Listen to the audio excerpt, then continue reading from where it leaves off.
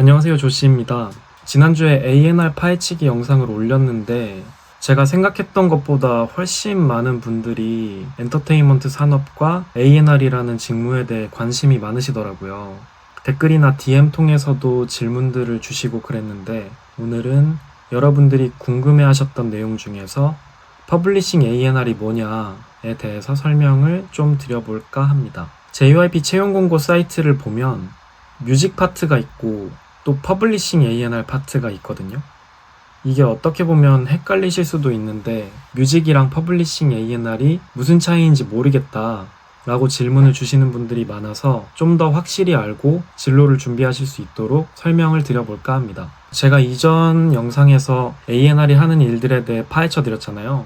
그건 사실 A&R 중에서도 크리에이티브 A&R 혹은 아티스트 A&R이라고도 하는데 기획사에서 아티스트의 앨범에 대한 기획 제작을 담당하는 A&R의 역할이었고요. JYP 채용 기준으로 따지면 바로 뮤직 파트의 역할입니다.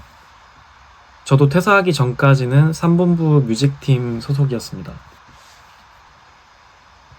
그런데 A&R 중에서는 크리에이티브 A&R 말고도 퍼블리싱 A&R이라고 하는 포지션이 따로 있는데요.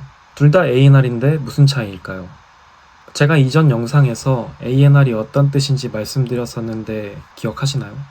아직 영상을 보지 못한 분들은 이전 영상을 먼저 보고 오시는 걸 추천드립니다. A&R은 가수가 무대 위에서 공연할 곡들을 책임지고 기획하는 직무라고 했었는데요. 사실 이 말은 좀 더 근본적인 단계부터 접근할 수 있습니다. 크리에이티브 A&R들이 아티스트의 레퍼토리를 완성하기 위해서 작곡가나 퍼블리셔로부터 데모를 받는다고 했었잖아요. 그렇다면 작곡가에게 직접 연락해서 직접 데모를 받을까요? 소속 없이 개인적으로 활동하는 작곡가나 개인적인 친분이 있는 작곡가들한테는 다이렉트로 연락을 할 수도 있겠죠.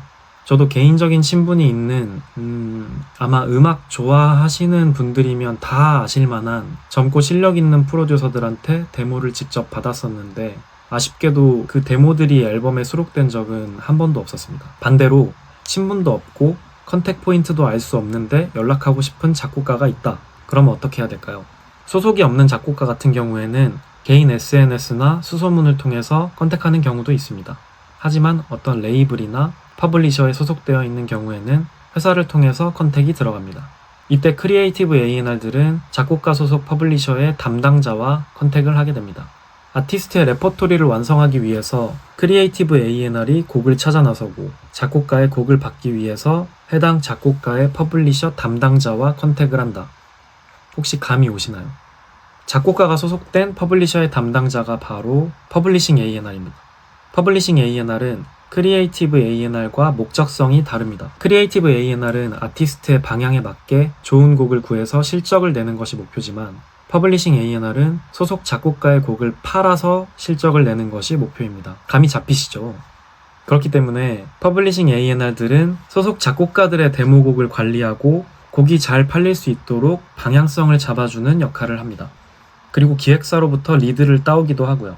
작가들의 컨디션을 매니지먼트하고 좋은 곡이 나올 수 있도록 환경을 조성해주는 것이 핵심적인 역할이라고 볼 수 있습니다.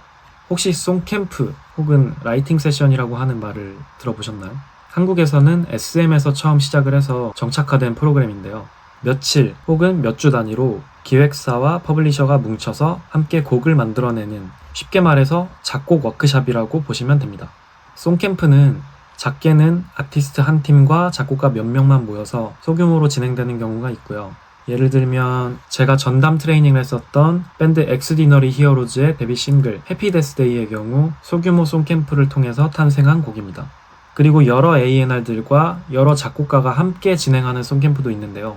작년 11월에 JYP 퍼블리싱과 여러 퍼블리셔들이 함께 진행했었던 송캠프를 예로 들 수 있겠네요. 이때 저는 트와이스 A&R로서 캠프에 참여했었고요. 이 송캠프에서 탄생한 곡이 바로 This is for 정규 앨범에 수록된 Heartbreak Avenue입니다. 이때 제가 곡이 너무 좋다고 계속 어필을 해서 마지막에 결국 수록되었던 기억이 있습니다. 예전부터 제가 이유민 작가님을 엄청 리스펙했었는데 이때 처음이자 마지막으로 함께 작업할 수 있어서 진짜 영광이었습니다. 이 송캠프 같은 경우에는 그 수능 문제 출제할 때 어디 막 비밀 장소 같은데 선생님들 다 가둬놓고 문제를 출제하라고 시키잖아요. 약간 그런 것처럼 좋은 곡을 뽑아낼 때까지 못 나가, 뭐 이런 느낌 비슷하다는 생각을 했었습니다. 네, 송캠프에서 퍼블리싱 A&R들의 역할은 장소 섭외, 스케줄링, 시너지가 잘 날 것 같은 작곡가 팀 배정 등등 송캠프의 PM 역할을 하신다고 보면 됩니다.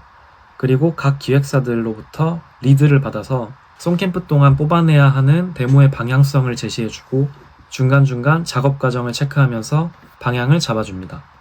요즘에는 해외 퍼블리셔들과 송캠프 진행을 많이 하기 때문에 퍼블리싱 A&R들도 영어를 잘해야 됩니다. 이 외에는 신예 작곡가나 프로듀서, 작사가를 발굴하고 컨택해서 회사의 라인업을 보강하는 역할도 하고요. 기획사 신인개발팀처럼 작곡가 오디션을 여는 케이스도 있습니다. 이렇게 작곡가, 작사가, 프로듀서들을 섭외하고 송캠프를 진행해서 데모 레퍼토리를 쌓아두고요. 각 기획사에서 요구하는 방향에 맞게 데모들을 선별해서 피칭하는 업무가 주된 업무라고 할 수 있습니다. 그리고 퍼블리셔의 규모에 따라 OTT나 OST 등의 곡 피칭, 그리고 계약서 관리, 저작권 관리 이런 업무들을 진행하는 경우도 있습니다. 저작권 담당자나 계약 담당자가 따로 있는 경우에는 좀 더 데모 레퍼터리 구축에 집중하게 되고요.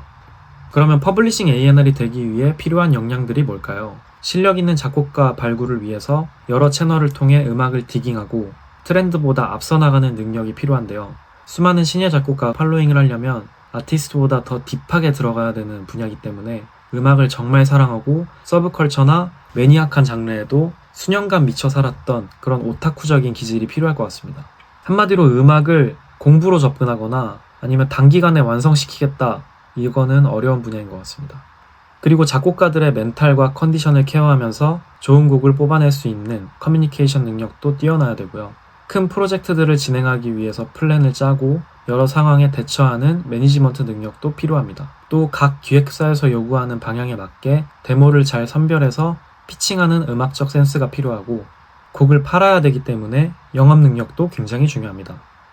이상으로 퍼블리싱 A&R에 대해서 살펴보았고요. 엔터테인먼트 취업을 희망하시거나 관심 있으신 분들이 조금이라도 정보를 얻어가셨으면 좋겠습니다. 더 궁금하신 점이 있다면 댓글로 달아주세요. 시청해주셔서 감사합니다.